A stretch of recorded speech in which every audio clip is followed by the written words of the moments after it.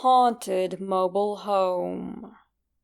A true scary story, written and narrated by Mountain Eyes of Mountain Eyes Narrations, and originally posted under the name Phantasmal Poppy. This is another story from the time I was working in-home healthcare, where my job was to assist developmentally disabled adults in their homes and out in the community. Since I was still the new girl at the time, and pretty amenable to whatever training the bosses could throw at me, I wound up being afloat for about 3 months after I got out of my initial training period. Since most of the staff had particular houses that they liked to work at, this meant that I got to meet most of the company's staff and their clients. At one of these houses was a support professional whom we'll call Gwen. Gwen seemed to hate every chore that I loved, and loved every chore I hated, so we made a pretty good team. She also had a prankster streak a mile wide, and had a ton of stories, so she was a lot of fun to be around.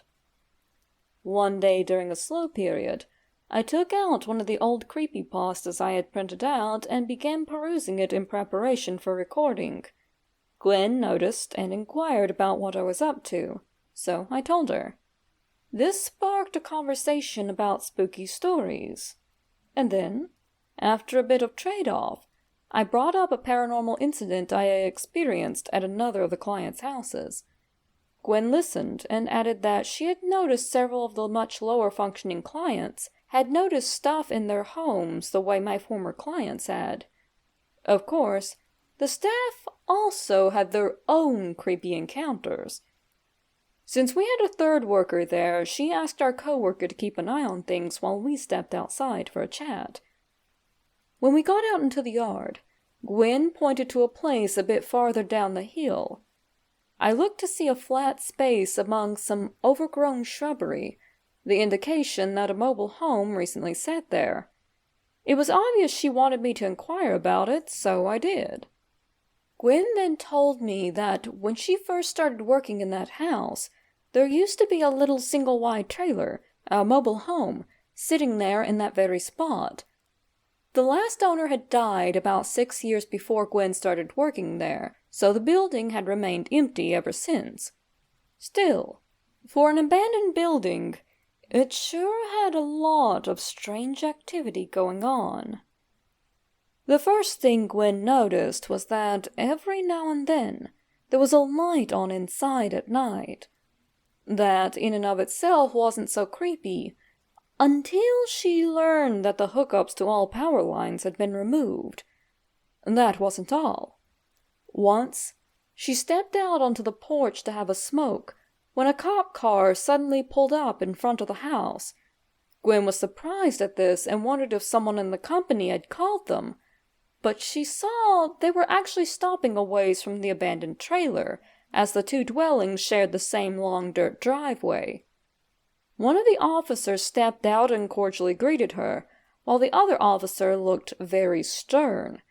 The friendlier one asked Gwen how she was and if she'd seen anything suspicious, which she had not. Soon, the two police officers headed down to the trailer to take a look around. After a few moments, the officers came back, the stern one looking very pale and agitated, while the other one was simply shaking his head, sort of smiling like whatever they had seen was all the same song and dance. While the upset officer radioed in, Gwen's co-worker stepped out of the house and greeted the talkative one. As it turned out, she and that cop had become decent friends, simply from the unusual calls about that home.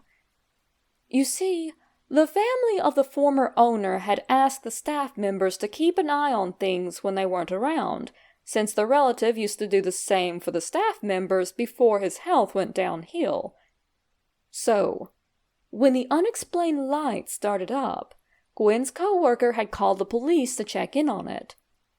Upon searching, they found nothing. Apparently, having the police randomly showing up to inspect the trailer was a common occurrence, but not just because of Gwen's helpful co-workers. The main reason the cops were often out there was that every few months, a strange call would come into the station. Dispatch claimed that it would always be the same thing. They would pick up the call, only to hear silence, save for a few odd clicks, as if the phone was trying to drop the call. Of course, this meant that officers would still have to be sent out, but they never found anything. This, of course, creeped the heck out of the cops, and they sometimes interrogated the staff and neighbors in the surrounding houses to see if there had been a prank. For you see, the calls always showed a landline from that address, even though there had been no phone line there for a very long time. It eventually became a sort of rite of passage for any new cops to have to go on a call to that haunted trailer. Which is exactly why the one cop looked so utterly disturbed. It was his first night there. Gwen also wound up becoming friends with that cop, too, because of how often she saw him out there on the very same call. Eventually, I think the sheriff might have put a bit of pressure on the family, and they finally had the trailer relocated. After that, all strange activity ceased.